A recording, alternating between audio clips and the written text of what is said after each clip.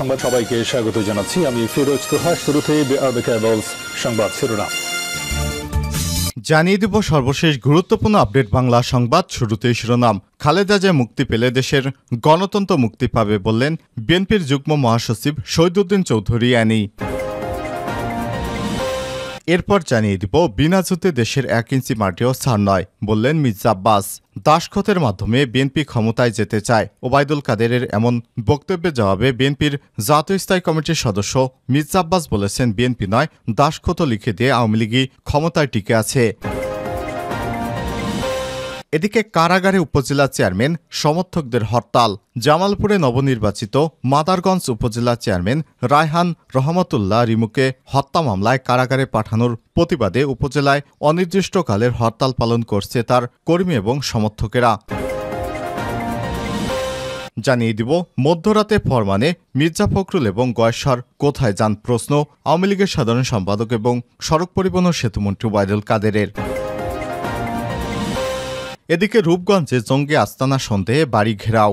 নারায়ণগঞ্জের রূপগঞ্জে জঙ্গি আস্তানা সন্দেহে একটি বাড়ি ঘেরাও করে রেখেছে পুলিশের অ্যান্টি টেররিজম ইউনিট এটিইউ। আর সকাল 10:30টার দিকে বরপা এলাকায় 4তলা বিশিষ্ট বাড়িটি ঘেরাও করে রাখা হয়েছে। কিছু সময়ের মধ্যে বাড়িটিতে অভিযান চালাবে পুলিশের এই বিশেষ ইউনিটটি। এবং সর্বশেষ জানিয়ে দিব হঠাৎ কেন তুরস্কে ইসরায়েলি বিমান। বারবার বলার পরেও গাজায় অভিযান বন্ধ করেনি দখলদার ইসরায়েলি বাহিনী, তাই ইসরায়েলের সঙ্গে সমস্ত ধরনের সম্পর্ক স্থগিত করেছে তুরস্ক, তাতেও কাজ হয়নি। ইসরায়েলের গাজায় তাদের আগ্রাসন অব্যাহত রেখেছে। এরই মধ্যে নতুন করে এই ঘটনার চাঞ্চল্য সৃষ্টি হয়েছে। বাগে পেয়ে তুরস্ক এবার ইসরায়েলকে চরম শিক্ষা দিল। দেশটির একটি বিমান তুরস্কে অবতরণ করে তেল নেওয়ার জন্য, কিন্তু ইসরায়েলের সেই বিমানটিকে তেল না দিয়ে শেষ পর্যন্ত বিদায় করে দেয় তুরস্ক। প্রিয় দর্শক, এরপর ইসরায়েলের মালিকানাধীন ওই বিমানটি গ্রিসে গিয়ে তেল নিয়ে তারপর গন্তব্যে ফিরে যায়। এতক্ষণ শুনছিলেন সংবাদ শিরোনাম, এবারে বিস্তারিত। তবে তার আগে বন্ধুরা, আপনি কোন স্থান থেকে আমাদের সংবাদটি দেখছেন কমেন্ট করে জানিয়ে দিন এই সংবাদ সম্পর্কে আপনার মূল্যবান মতামত। প্রিয় দর্শক, আপনি যদি আমাদের চ্যানেলে নতুন হয়ে থাকেন, ভিডিওটি দেখতে দেখতে চ্যানেলটি সাবস্ক্রাইব করে রাখুন। ভিডিওটিতে একটি লাইক দিয়ে দিন, যাতে করে আমাদের লেটেস্ট আপডেট সংবাদগুলো সবার আগে আপনার কাছে পৌঁছে যায়। এবারে বিস্তারিত। খালেদা জিয়া মুক্তি পেলে দেশের গণতন্ত্র মুক্তি পাবে অ্যানি। বিএনপির যুগ্ম মহাসচিব শহীদুদ্দিন চৌধুরী অ্যানি বলেছেন, দেশনেত্রী বেগম খালেদা জিয়া মুক্তি পেলে দেশের গণতন্ত্র মুক্তি পাবে, জনগণ মুক্তি পাবে।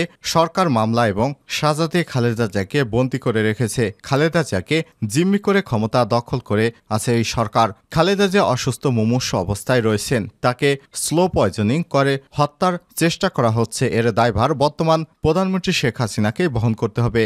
সোমবার বিকাল 4টায় বিএনপির চেয়ারপারসন এবং সাবেক প্রধানমন্ত্রী বেগম খালেদা জিয়ার নিঃশর্ত মুক্তির দাবিতে কেন্দ্রীয় কর্মসূচির অংশ হিসেবে কেডি ঘোষ রোডস্থ বিএনপির কার্যালয়ের সামনে খুলনা মহানগর জেলা বিএনপির সমাবেশে প্রধান অতিথির বক্তব্যে তিনি এসব কথা বলেন।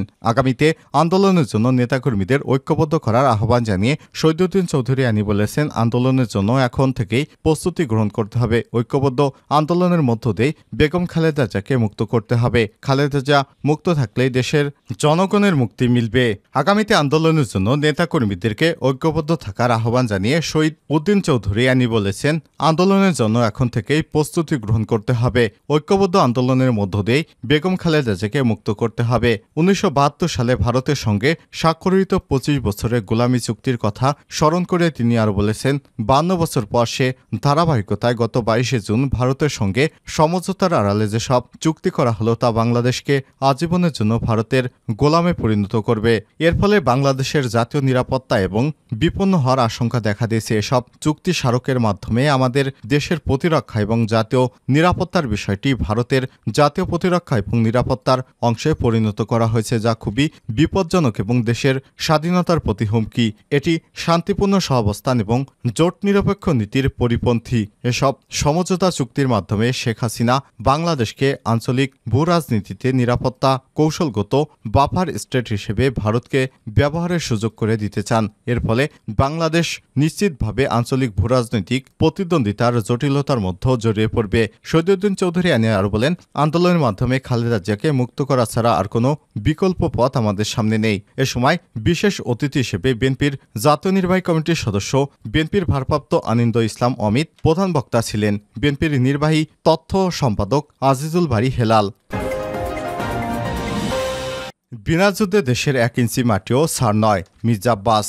দাসখেতের মাধ্যমে বিএনপি ক্ষমতায় যেতে চায়, ওবায়দুল কাদেরের এমন বক্তব্যের জবাবে বিএনপির জাতীয় স্থায়ী কমিটির সদস্য মির্জা আব্বাস বলেছেন, বিএনপি নয়, দাসখত লিখে দিয়ে আওয়ামী লীগই ক্ষমতায় টিকে আছে। ভারতের সঙ্গে বাংলাদেশের 10টি সমঝোতা চুক্তির বিষয় তিনি বলেন, আওয়ামী লীগের সঙ্গে নয়, এদেশের জনগণের সঙ্গে চুক্তি করতে হবে। মনে রাখবেন, বিনা যুদ্ধে এদেশের 1 ইঞ্চি মাটিও ছাড় দেওয়া হবে না। গতকাল বিকেলে মহানগর রথখোলা এলাকায় বিএনপির চেয়ারপারসন বেগম খালেদা জিয়ার নিঃশর্ত মুক্তির দাবিতে গাজীপুর মহানগর ও জেলা বিএনপি আয়োজিত এক বিশাল সমাবেশে প্রধান অতিথির বক্তব্যে এসব কথা বলেন মির্জা আব্বাস। কারাগারে উপজেলা চেয়ারম্যান সমর্থকদের হরতাল। জামালপুরে নবনির্বাচিত মাদারগঞ্জ উপজেলা চেয়ারম্যান রায়হান রহমতুল্লাহ রিমুকে হত্যা মামলায় কারাগারে পাঠানোর প্রতিবাদে উপজেলায় অনির্দিষ্টকালের হরতাল পালন করছে তার কর্মী সমর্থকেরা। মঙ্গলবার 2 জুলাই সকাল 7টা থেকে হরতাল শুরু হয়েছে। এর আগে সোমবার 1 জুলাই রিমুর নামে মিথ্যা মামলা প্রত্যাহার এবং দ্রুত মুক্তির দাবিতে এই হরতালে ডাক দেয় তার প্রধান নির্বাচনী এজেন্ট এবং মাদারগঞ্জ পৌর শাখা যুবলীগের সাধারণ সম্পাদক সাগর। জামালপুর মাদারগঞ্জ সড়কে একাধিক পয়েন্টে সড়ক অবরোধ করে চলেছে হরতাল। মাদারগঞ্জ শহরের সব গুরুত্বপূর্ণ পয়েন্ট কর্মীরা রাস্তায় দাঁড়িয়ে হরতাল পালন করছে। বিভিন্ন পয়েন্টে টায়ার জ্বালিয়ে গাছের গুড়ি ফেলে রাস্তা আটকে রেখেছে তারা।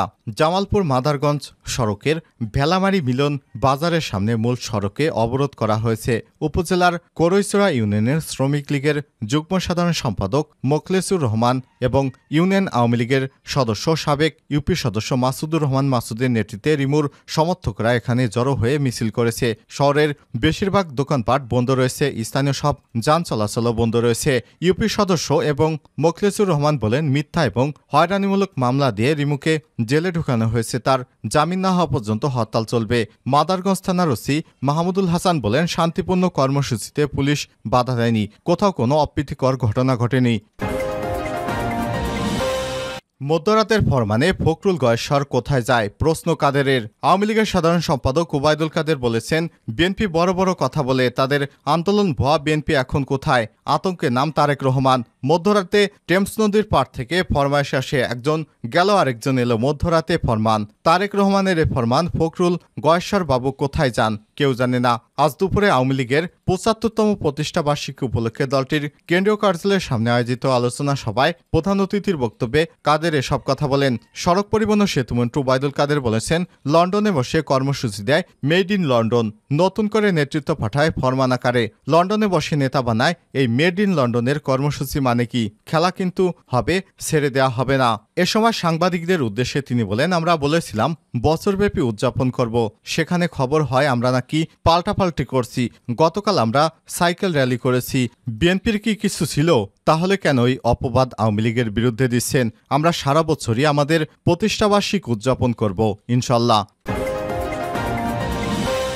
রূপগঞ্জে জঙ্গি আস্তানা, সন্দেহে বাড়ি ঘেরাও।